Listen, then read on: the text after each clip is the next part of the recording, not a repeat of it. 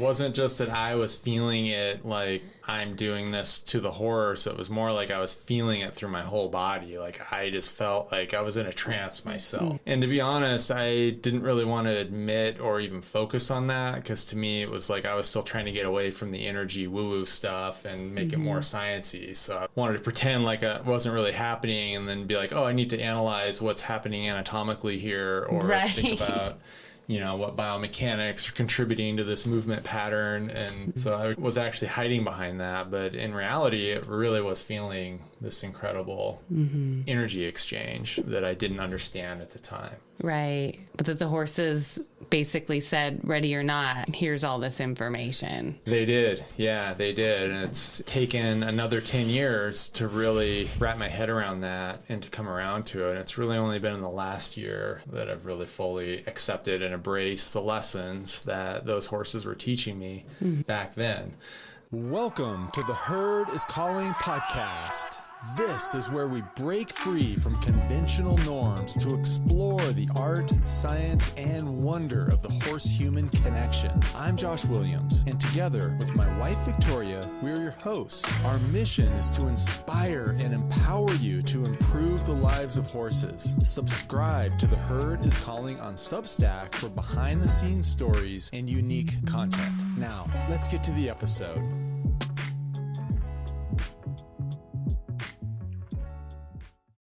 Welcome to the Herd is Calling podcast. We're so happy to have you because today we're talking about Equine bodywork. Yay! This is like basically my favorite subject. I love this topic. I've obsessed on bodywork for over 20 years now. He's obsessed. I'm totally obsessed. It's hard to find good information sometimes. I just want to tell people, like, just give me the goods. Just tell me what's up. Cut to the chase. Cut to the chase. Just tell me what facts. works. I'm just going to lay it all out for you so you can just have it today. And the best part is you can put it to work right away in your horsemanship practice.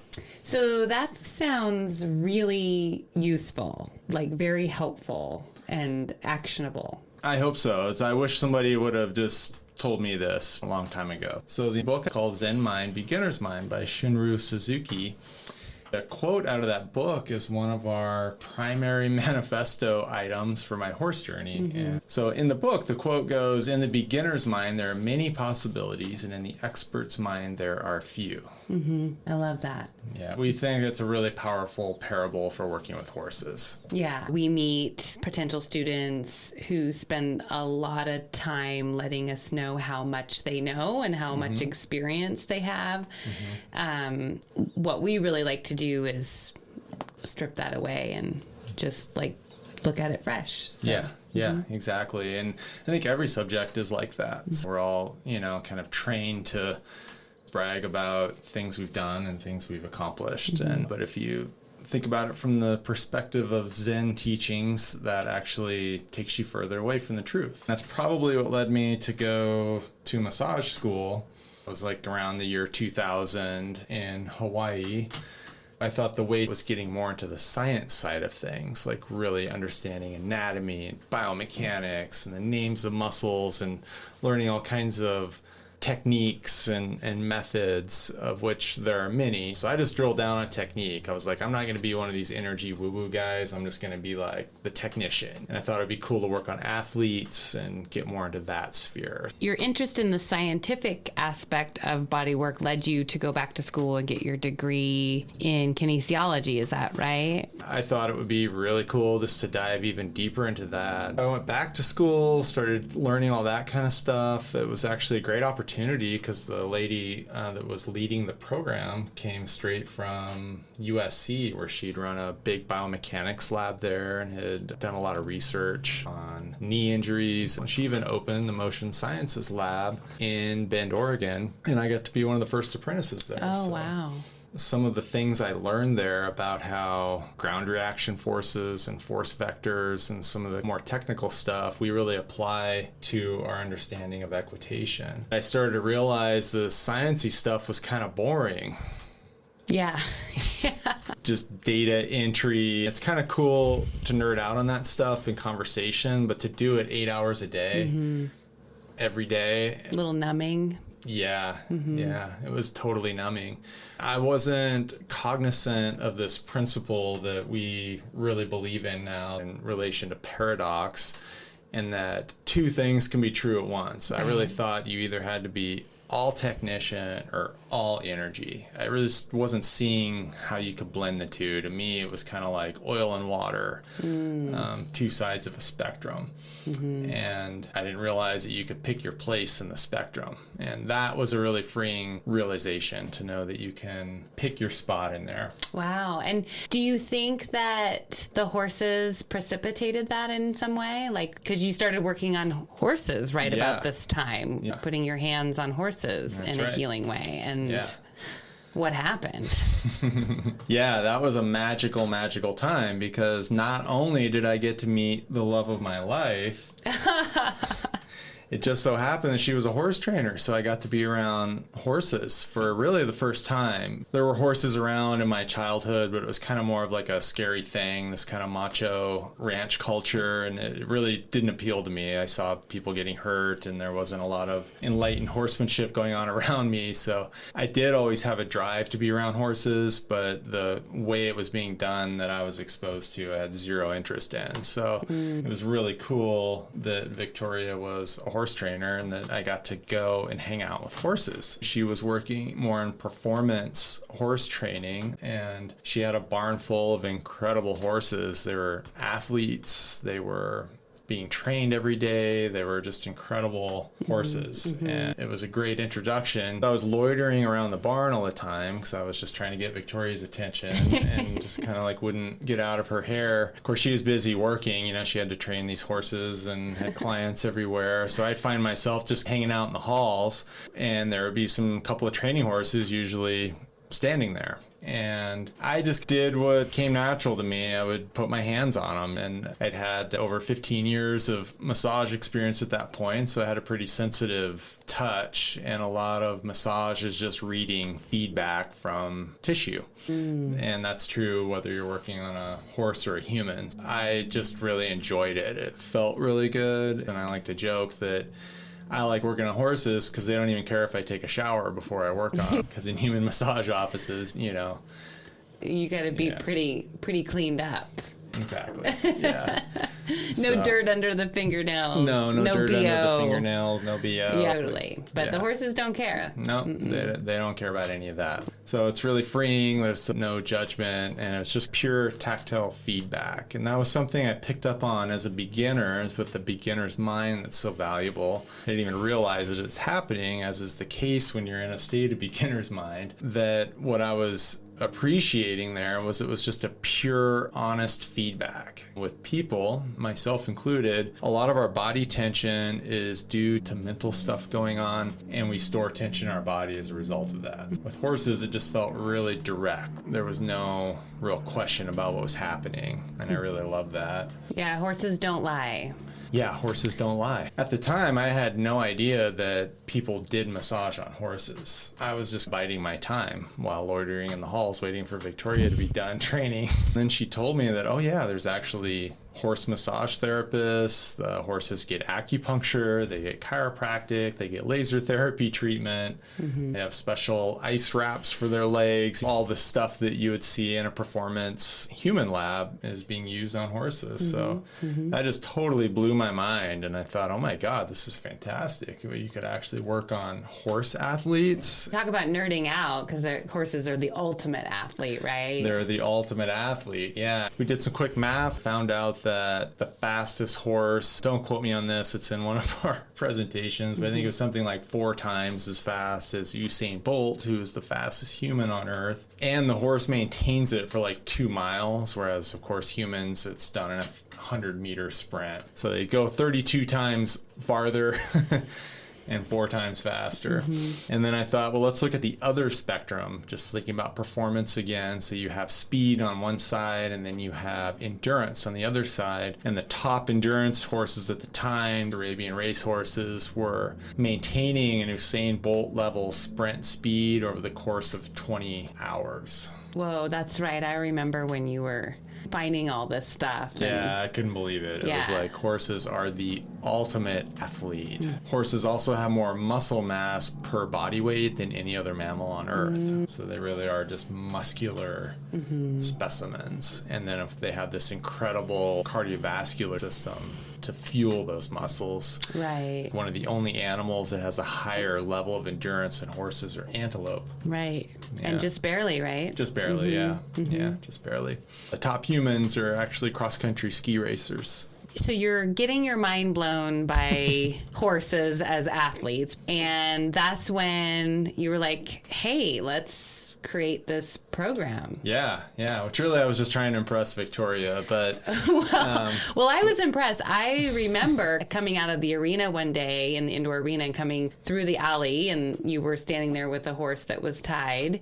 The horse was licking and chewing and yawning and releasing all this tension and soft eyes and just like, half asleep but super blissed out. And I was like, what are you doing? Like, this is really good. Like we should do this, I think. Yeah. And that was maybe the beginning of it was. Yeah, project. that actually blew my mind, because I had no idea that licking and chewing and sticking the tongue out or rolling eyes, or even how like tension is seen on a horse's face, I didn't know all of that. So I actually thought they were even kind of a little restless because they're like moving their face, and if you're working on a person and they're moving around on the table, you kind of think, oh, something's wrong here. They're not totally relaxed. So I actually had no idea that was horse language for relaxation responses. But you were reading it in their tissue, right? You That's were feeling right. that. So that's why you kind of kept going. Okay. And it wasn't just that I was feeling it like I'm doing this to the horse. It was more like I was feeling it through my whole body. Like I just felt like I was in a trance myself. And to be honest, I didn't really want to admit or even focus on that, because to me it was like I was still trying to get away from the energy woo-woo stuff and make it more sciencey. So I wanted to pretend like it wasn't really happening, and then be like, oh, I need to analyze what's happening anatomically here, or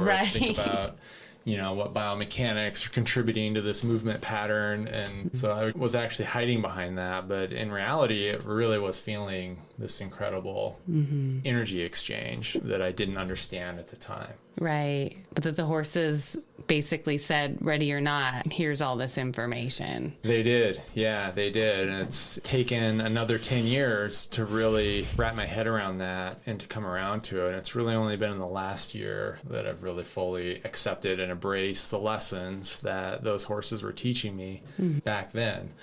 So we actually developed a bodywork system and started working on a lot of horses. We had some vets that were in love with us and sent us horses all the time. And we had a whole thing going there for a number of years, and we worked on a number of horses every week. And so many times people would tell me, oh, if only they could tell us what's wrong. If only they could just start talking to us, Mr. Ed style, and tell us what's wrong. Tell us where it hurts. Yeah, exactly. It really does become like an investigative process to try to say, I wonder if their hip is sore. I wonder if it's their shoulder. Maybe it's something in their neck. You're trying to figure that out, and that's part of the fun on the more sciencey analytical side, is trying to figure that out. I understand why people said that. I mean, it makes perfect sense, and horses don't speak human, so I get it. I push back on that theory now, because what we've discovered is that horses speak and communicate in a very clear way, and much more profoundly and directly and honestly than people do. Absolutely. Yeah. And in that way, they're extremely articulate. Extremely articulate. And if you're listening and if you know the clues to watch for, there's no mistaking what's going on, because they are telling you just by their very presence. So many people really admire Victoria's ability to interpret what horses are saying. It's just awesome when you're taking a lesson or riding for her to just be like, okay, yeah, this horse is thinking this, or this horse is doing that, or do this. And it always works because you're able to interpret horse language for people, which is really powerful.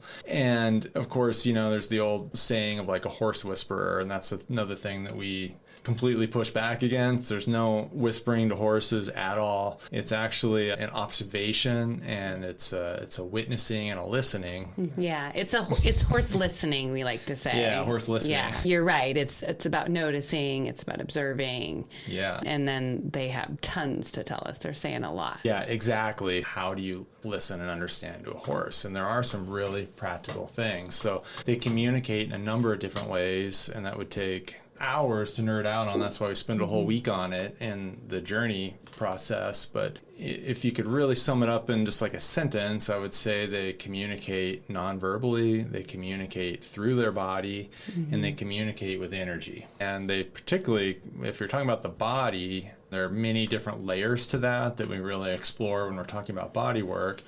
But a lot of it comes down to facial expressions. It does. Yeah. Yes. And that's something that is so cool, because I think a lot of horses, in sort of the way we use them these days, most of us tend to get a little numb, and we don't see what they're thinking and feeling as much in their facial expressions. One of the things that you do so beautifully in your body work is root that out, peel away those layers that have created some numbness, and all of a sudden we see the horse's true personality coming through their facial expressions. Right. And that's always like so beautiful and just mind-boggling. Yeah, it really is beautiful. And it is like peeling back an onion. A lot of body work and somatic things are really like that, because there's layers and layers upon layers. Hey friends, Josh here. We've launched a free community for The Herd is Calling. It's on Substack. Subscribe to join thoughtful discussions and access exclusive content. It's as easy to use as social media, but so much better because social media. Am I right? In the words of John Lennon, a dream you dream alone is only a dream, but a dream you dream together is reality. Like the wisdom of the herd, we are stronger together. Click the link nearby to subscribe and get in on the conversation. Now, back to the pod. So communication with energy, body language, facial expression, what's next? Yeah, so I want to dive a little more into the energetic part, because now I'm all about the energy. I still think science is important. I think it's really cool to know principles of biomechanics. I don't think it does any good to try to blow people away with big words. Right. That used to just be something I thought showed that you were smart, as if you could use big words. Yeah, syllables, the better. But I think it's better to really think about energy right now. So one aspect of that, and there are many, but the one I want to focus on today that really applies to body work and something that you can think about with your horses immediately, is this thing called heart coherence. This stuff blows my mind. This Yeah. is the stuff that I can barely wrap my head around, but it's like so cool. It's so cool. And once you hear about it, it'll make perfect sense, because it explains everything about horses. It's actually one of these things that really is at the intersection of science and energy, because they actually can measure it through something called heart rate variability. And in a really like dry sense, heart rate variability is just kind of a measurement of the space between your heartbeats and the rhythm that is and how it goes.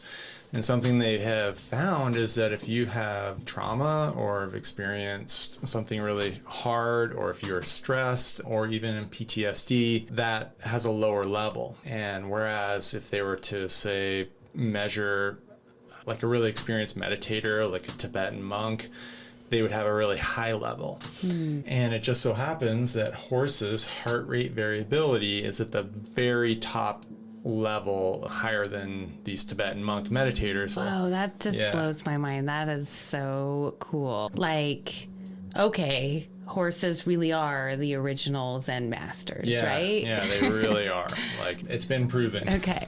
Science. Yeah, folks. science. There's some other really fun things, like their heart is something like 5 times as big as ours. Hearts have neurons, just like our brains, the same exact cells. They have neurons all over in your heart. So that's something they've been working on more and more and more. Like when we learned about this stuff, say in a physiology class, they really separate systems in the body. So like your heart is part of your circulatory system, your brain is part of your nervous system, and your stomach's part of your digestive system.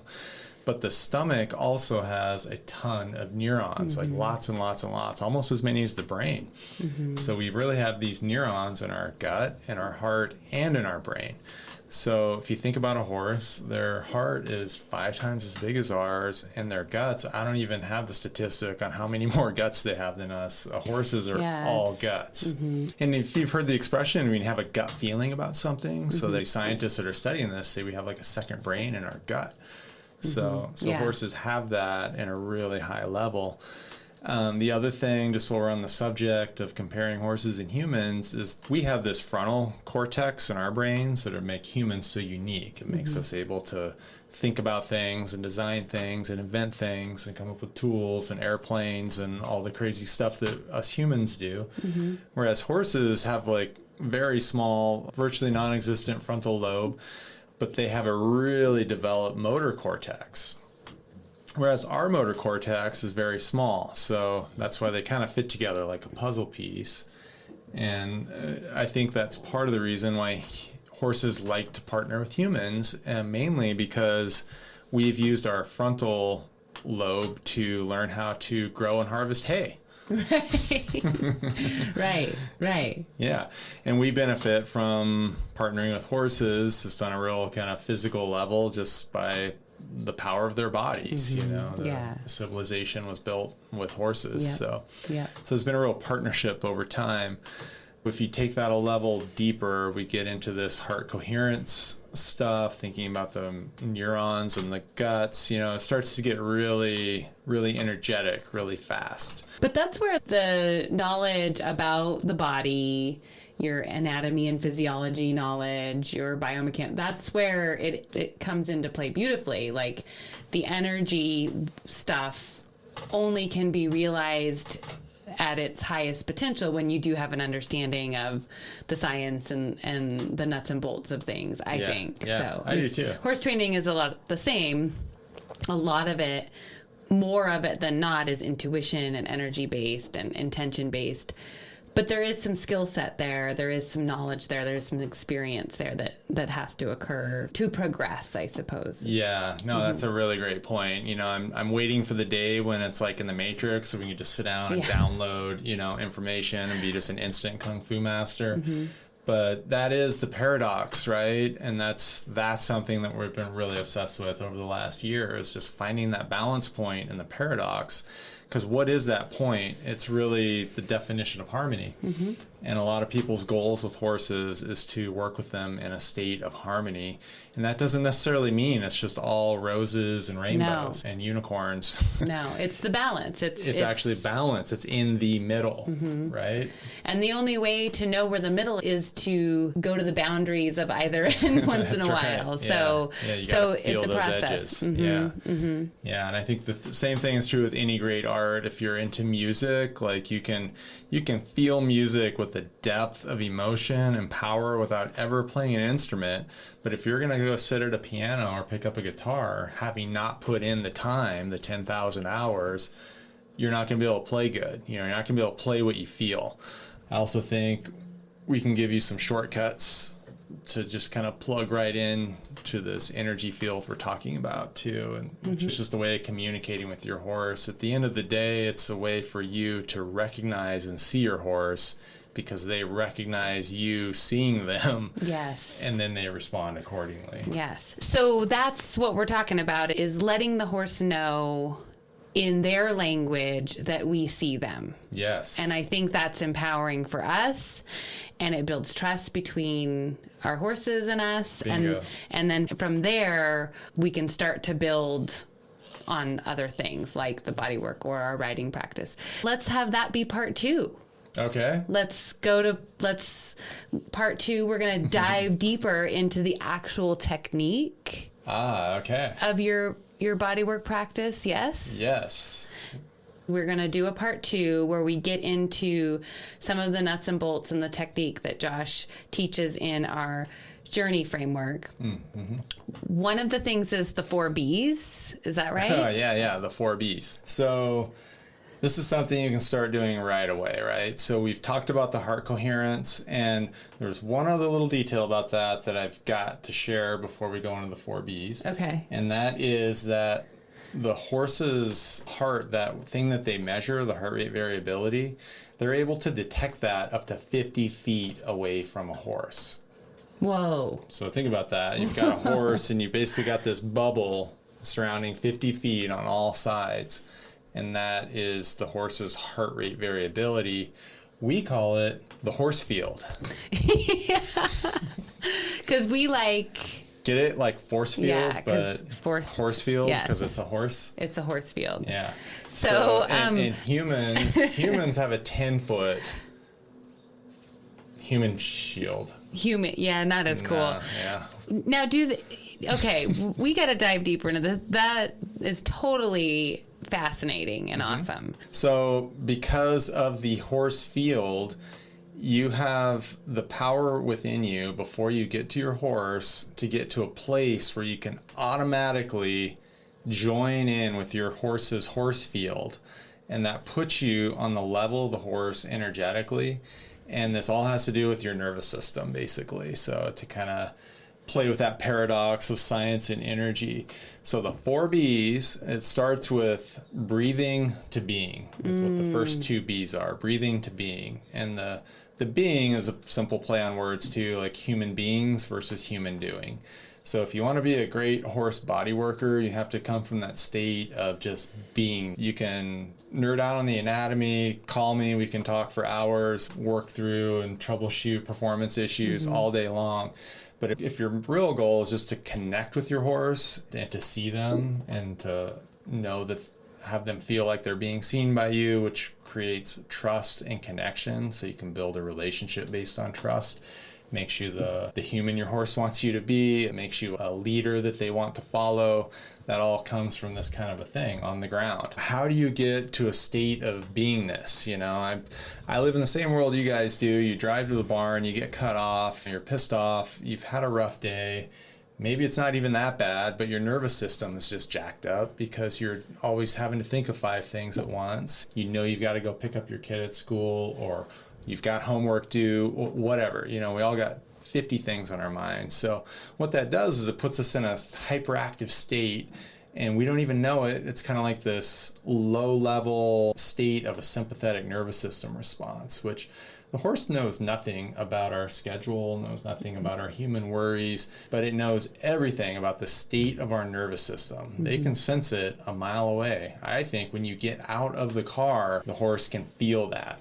So if you're stressed out, they're going to feel it. And it's not like they're taking it personal. They're just thinking maybe there's something to worry about. Exactly. And I don't know how many times I've had students come, you know, screeching into their lesson down the driveway, cars practically on 2 wheels, you know, slam into the parking spot, then wonder why they're having a hard time getting in the zone with their horse. You got to like take a minute before you step out of your car. We've all been there. So wouldn't it be cool to just have like a 2-minute technique to change your state no matter what happens when you arrive? Because we like to view the barn as kind of a sacred sanctuary where you can leave your troubles behind and you arrive just in the moment. No matter what happened before, just arrive in the moment and then meet your horse from that place.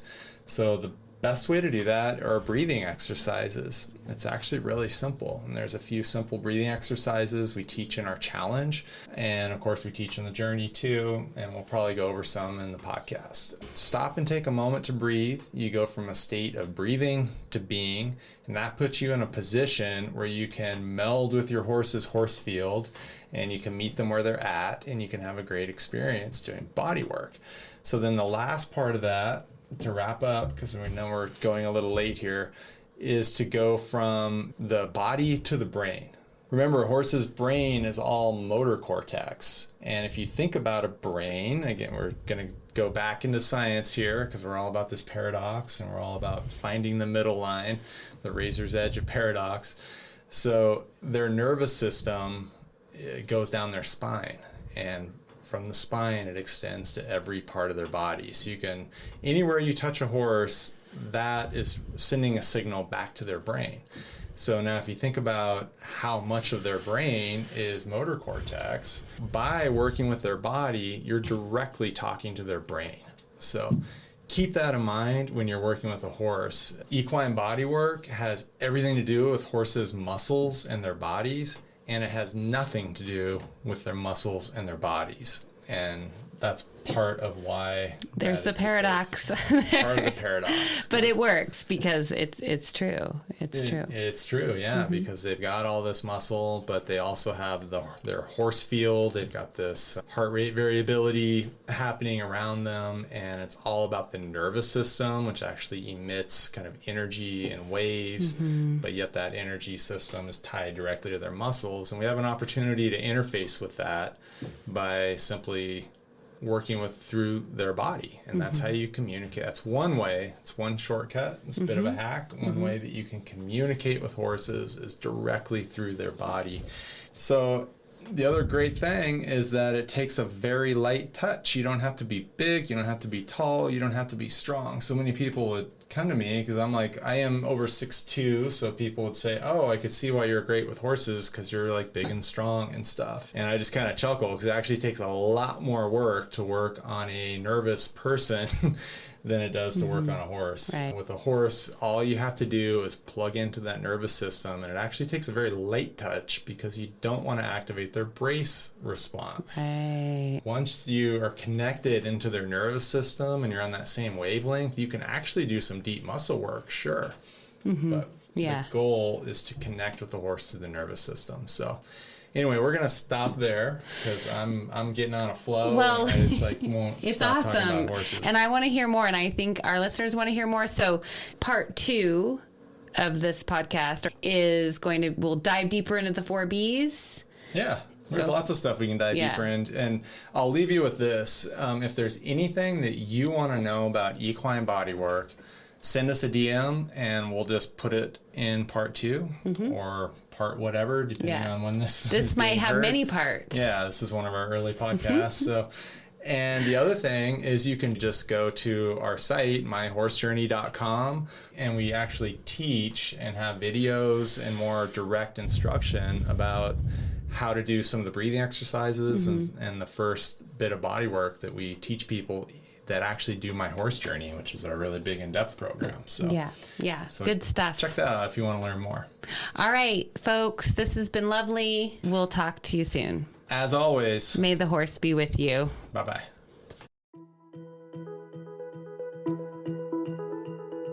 I hope you enjoyed the show today. We'd love for you to join our free Substack community for The Herd is Calling. Connect with us, engage in thoughtful discussions, and access exclusive content. Click the link nearby to subscribe. It's so easy and totally free. We appreciate you listening, and as always, may the horse be with you.